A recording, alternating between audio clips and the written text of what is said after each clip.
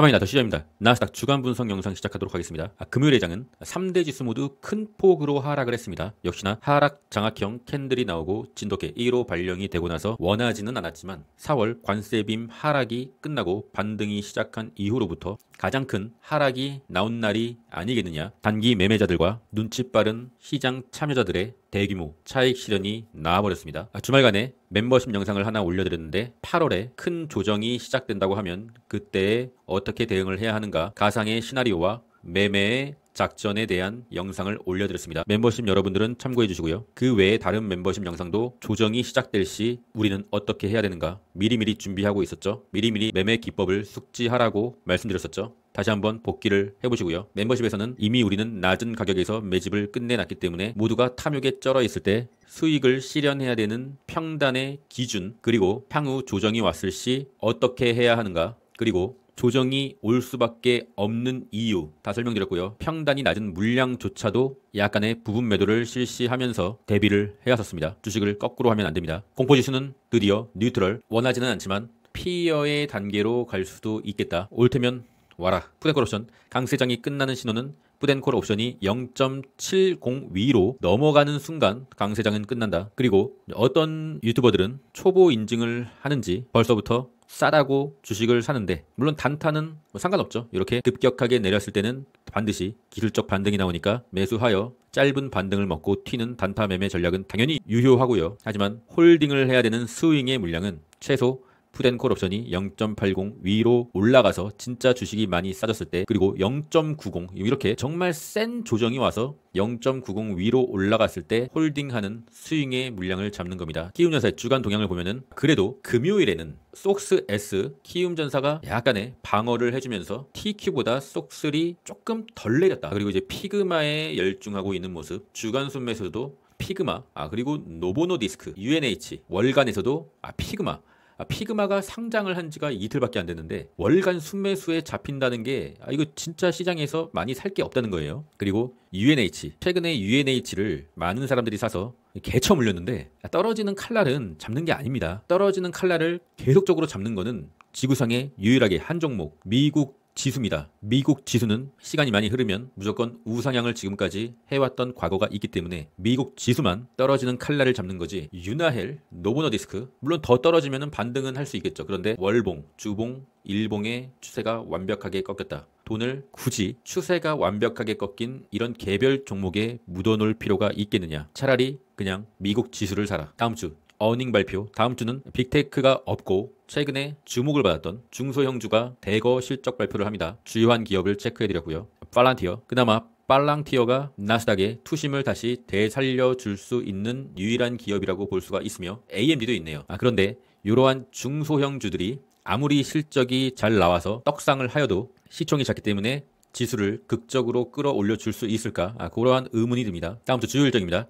다음 주 주요 일정이 별거 없어요. 그러니까 다음 주는 지수의 반전을 기대할 수 있는 지표 발표가 없다. 월가의 세력이 휴가를 가는 주죠. 다음 주에 보합권으로 지수가 마무리돼도 그것도 굉장한 선방일 것이다 라고 생각하고 있습니다. 나스닥 QQQ 차트 주봉은 7월 5주차 고점 대비 마이너스 3.6% 하락, 상당히 큰 하락이죠. 최고의 순간과 최악의 순간을 동시에 보여줬던 최악의 주죠. 한마디로 당분간의 고점이 나온 것이 아니겠느냐. 롱의 보조지표 주봉입니다. 다우산업, S&P, 나스닥 종합 모두 주봉에서 하락 장악형이 나와버렸다. 일봉에서 하락 장악형이 나올 수는 있는데 이 주봉에서 하락 장악형이 나왔다는 것은 상당히 좀 좋지 않은 신호라고 보고 있어요. 스토캐스틱 K값이 D값을 위에서 아래로 터치, 위에서 아래로 터치, 위에서 아래로 터치, 상당히 좀 좋지 않은 신호입니다. 그러니까 저번 주 주간 분석 영상에서 저번 주에 이 롱의 과열 보조지표 스토캐스틱 RSI가 18년 19년에 스토캐스틱 RSI 수치를 넘어갔다, 이렇게 표를 만들어서 말씀드렸지 않습니까? 평단이 아주 낮은 중장기 투자 물량을 제외하고는 수익 실현을 해야 한다고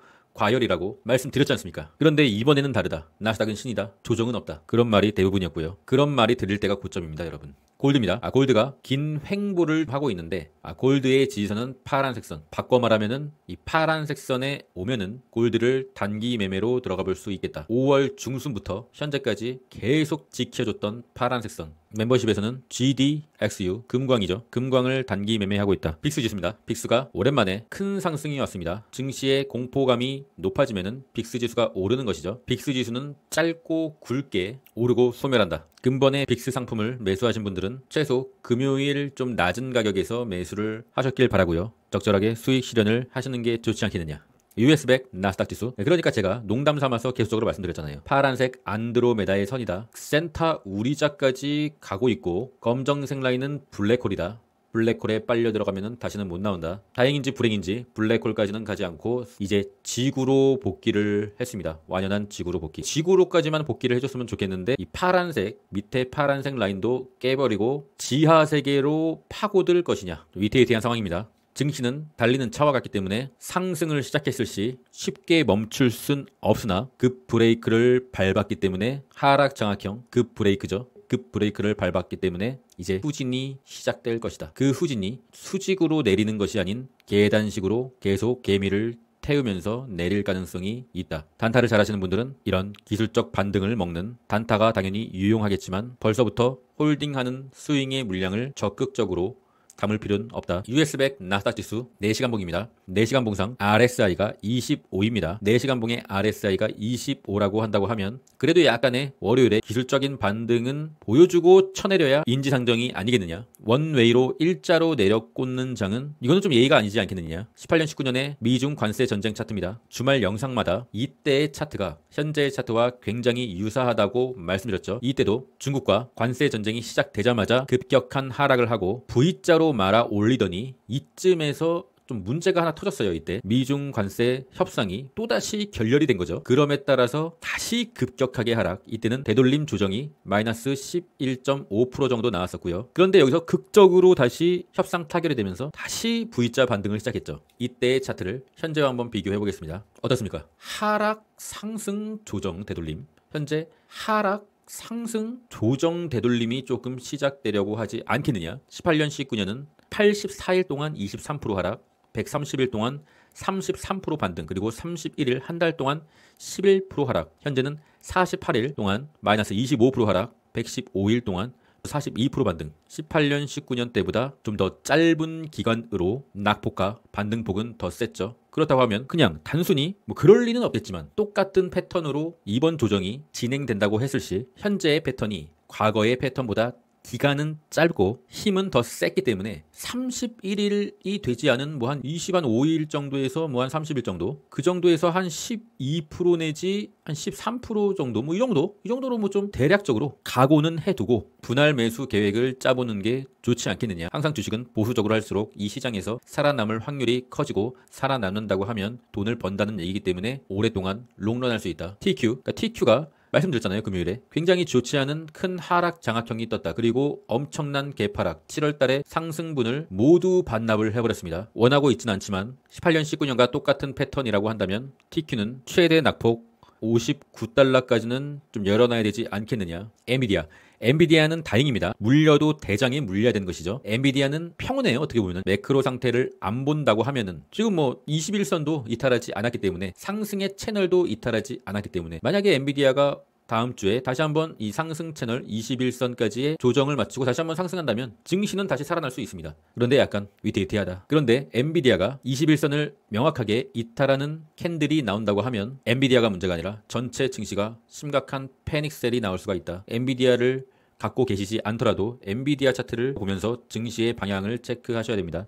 반도체는 그래도 극적으로 235달러 주황색 라인을 좀 지켜줬다. 뭐 지켜줬을 뿐이지 뭐 좋은 건 아니죠. 하락을 했으니까 21선 하방으로 꺾이기 시작했습니다. 좋지 않은 신호. 18년 19년의 차트를 보면은 반도체는 급격한 V자 반등이 끝나고 되돌림 조정이 상당히 크게 나왔더라고요. 마이너스 19%가 나왔어요. 이때의 미중 관세 전쟁 때 반도체가 상당히 많은 관세를 받았었나 봐요. 쏙슬 차트입니다. 쏙슬은 빨간색 하단 채널 22달러까지 내릴 거라고 말씀드렸고 내렸다가 약간의 기술적 반등이 나온 상황이죠. 여기가 깨지면은 쏙슬은 상당히 위험해진다. 가격은 22.3 마지막 지지선 18년 19년에 반도체가 마이너스 19% 내렸다. 그러면은 쏙슬은 3배니까 단순 계산으로 마이너스 57%가 만약에 조정이 온다고 하면 그 가격은 단순 계산으로 12달러인데 이렇게 내리면 좀 안 되는데요, 여러분. 요거는 좀 안 본 눈을 사십시오. 요거는 좀 아니지 않나? 저 같은 경우는 평단이 9달러랑 10달러인데 뭐 일부 매도는 했지만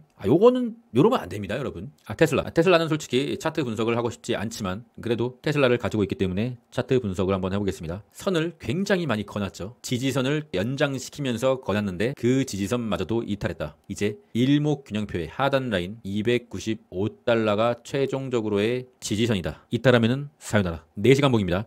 4시간 봉상 RSI가 30, 상당히 낮은 수치. 기술적 반등이 와야 되는 자리입니다. 안 오고 추가적으로 내리면 테슬라, 사요나라. 애플, 이 검정색 선 뚫어줘야 된다고 말씀드렸죠. 저 같은 경우는 애플을 실적이 좋을 거라고 생각하고 소액 샀는데 실적 당일날 크게 말아 올리지 못하고 매가리가 없는 모습을 보여줘서 실적 발표에 상승분만 먹고 전략 매도했습니다. 애플 검정색 상단선 맞고 떨어지고 맞고 떨어지고 맞고 떨어지고 사요나라. 스파이도 똑같이 좋지 않은 상황. 검정색 초장기 지지선 23년 초부터 시작된 초장기 지지선이 이제 저항이 돼버렸는지 저항을 맞고 떨어지고 있습니다. 상당히 좀 좋지 않은 상황. 다우지수 말씀드렸죠. 18년 19년에도 다우지수는 최고점을 갱신하지 못하고 내렸다. 이번에도 똑같이 내리고 있습니다. 그러니까 이게 모든 지수의 상태가 18년 19년과 너무 데자뷰예요. 소름 돋게 데자뷰다. 다우지수가 최고점을 갱신하지 못하고 다시금 내리는 것 또한 데자뷰다. 그리고 18년 19년에 되돌림 조정이 꽤 큰 퍼센트인 마이너스 한 11.5% 정도까지 내렸다. 그래서 굉장히 저는 찜찜합니다. 지금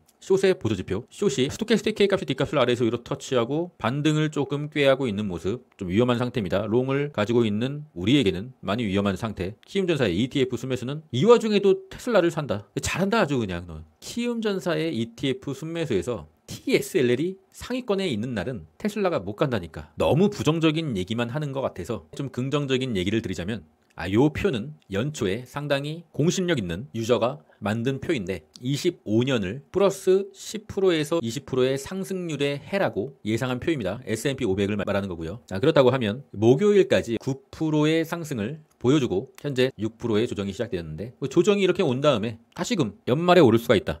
그 상승폭이 S&P 기준 10%에서 한 20% 언저리 한 15%라고만 해줘도 연말에 목요일의 고점을 S&P가 돌파할 수 있는 것이죠. 그렇기 때문에 8월, 9월, 길게는 10월까지도 조정이 나올 수가 있는 상황이지만 그것은 위기이자 기회이다. 기회가 오고 있으니 설레어 하시면 되는 겁니다. 코인의 공포치는 뉴트럴로 내려왔고 코인베이스 일봉입니다. 최종 지지선까지 내려왔네요. 이탈하면은 사요나라.